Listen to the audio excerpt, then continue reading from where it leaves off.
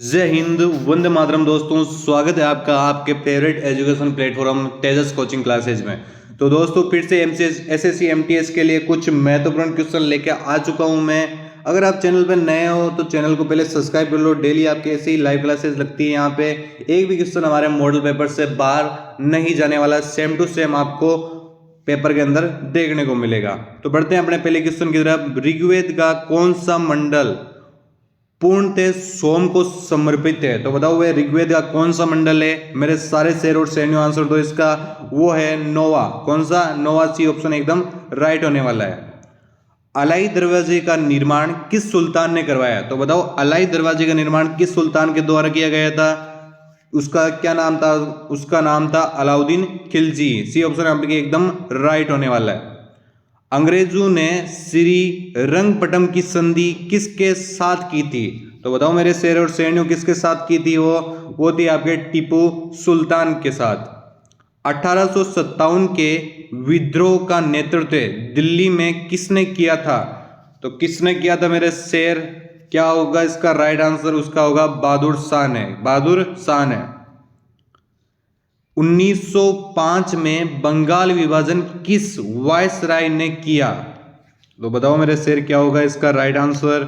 Lord Curzon ने। Lord Curzon ने। पाटलिपुत्र को किस शासक ने सर्वप्रथम अपनी राजधानी बनाया? तो पाटलिपुत्र को किस शासक ने सर्वप्रथम अपनी राजधानी बनाया था? उसका नाम था चंद्रगुप्त मौर्य। अगले क्वेश्चन की तरफ बढ़ते हैं। नालंदा विश्वविद्यालय किस लिए विश्व प्रसिद्ध है? तो आपका नालंदा विश्वविद्यालय वो किस लिए आपके विश्व प्रसिद्ध था? तो वह आपके था बौद्ध धर्म दर्शन के लिए। किसके लिए? बौद्ध धर्म दर्शन के लिए। भारतीय राजनीति में 1947 ईस्वी के बाद किस महिला ने सर्वाधिक योगदान दिया? उस महिला का नाम क्या था? अरुणा असफ अली। दूध किसका एक उदाहरण है? विलियन, कोलाइड, इमल्सन, वायुवील्य। तो बताओ मेरे शेर, सारे शेर, इसका क्या उत्तर होगा आपके राइट? सारे शेर और शेरियों आंसर दो इसका। सी ऑप्शन एकदम राइट होने वाला है, इमलेशन।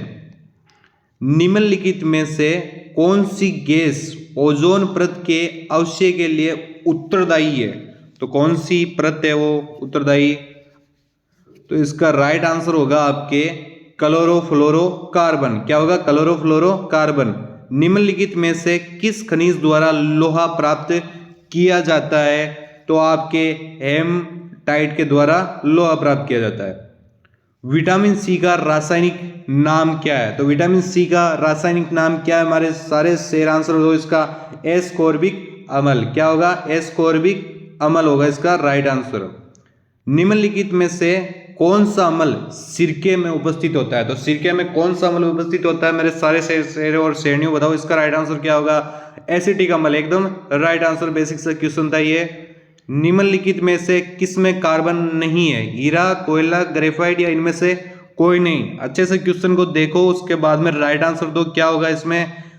निम्नलिखित में से किसमें कार्बन नहीं है? तो आपके हीरे में भी नहीं है, ग्रेफाइट में भी नहीं है, कोयले में नहीं है। तो इसका डी ऑप्शन राइट होगा। इनमें से किसी में भी कार्बन नहीं है। सर सीबी रमन को नोबेल पुरस्कार किस क्षेत्र में प्राप्त हुआ? तो किस क्षेत्र में प्राप्त हुआ था उनको? भौतिकी में प्राप्त हुआ था। किसमें? भौतिकी में। प्लास्टर ऑफ पेरिस का सूत्र क्या है? तो अच्छे से ऑप्शन देखो, उसके बाद में राइट आंसर दो। प्लास्टर ऑफ पेरिस का रासायनिक सूत्र क्या है? तो वह आपका होगा CaSO4 हाफ H2O। ध्वनि का वायु में वेग अनुमानित कितना होता है? तो ध्वनि में वायु का वेग कितना होता है लगभग? बताओ मेरे सारे शेर, क्या होगा इसका? 330 मीटर पर सेकंड। प्रकाश विकिरणों की प्रगति किसके समान होती है? तो बताओ किसके समान होती है ये? तो ये आपके तरंग तथा कण के समान होती है। भारतीय संविधान में कितने आर्टिकल्स है? तो आपके भारतीय जो संविधान है उसके अंदर कितने आर्टिकल्स है? उसके अंदर आपके 395 आर्टिकल्स है। कितने? 395 आर्टिकल्स है। अगले क्वेश्चन की तरफ बढ़ते हैं। भारत के प्रधानमंत्री किस सदन के प्रति उत्तरदायी होते हैं? तो किस सदन के प्रति उत्तरदायी होते हैं? तो वे आपके लोकसभा, क्या होगा? लोकसभा। लोकसभा के कम से कम एक वर्ष में कितने सत्र बुलाए जाते हैं? तो कितने सत्र बुलाए जाते हैं मेरे शेर? तो वे आपके बुलाए जाते हैं 2 सत्र। लोकसभा को कार्यकाल पूरा होने के पहले किसके द्वारा भंग किया जा सकता है? तो किसके द्वारा भंग किया जा सकता है लोकसभा के कार्यकाल पूरा होने से पहले ही? तो उसको किया जा सकता है प्रधानमंत्री की सिफारिश पर राष्ट्रपति के द्वारा। भारत में अधिकांश व्यक्ति किस क्षेत्र में बेकार है? उद्योग, कृषि, खनन, व्यवसाय। बताओ मेरे सारे शेर क्या होगा इसका राइट आंसर? तो इसका होगा कृषि। क्या होगा? कृषि। 31 अक्टूबर को किस दिवस के रूप में मनाया जाता है? तो 31 अक्टूबर को किस दिवस के रूप में मनाया जाता है? सारे शेर और शेरनियों बताओ क्या होगा इसका राइट आंसर? वो होगा आपके राष्ट्रीय एकता दिवस तथा राष्ट्रीय संकल्प दिवस, यानी सी ऑप्शन आपके एकदम राइट होने वाला है।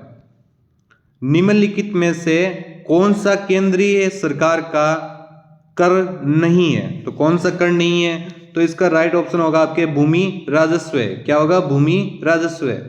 भारत में निम्नलिखित में से किसके उत्पादन में झारखंड एक अधिकार है? तो बताओ मेरे सारे शेर, इसका होगा कुकिंग कोयला, यूरेनियम, पेराटाइट, ये सारे, यानी डी ऑप्शन आपके एकदम राइट होने वाला है। हिंदुस्तान सोशलिस्ट रिपब्लिकन आर्मी के संस्थापक नेताओं में निम्नलिखित में से कौन थे?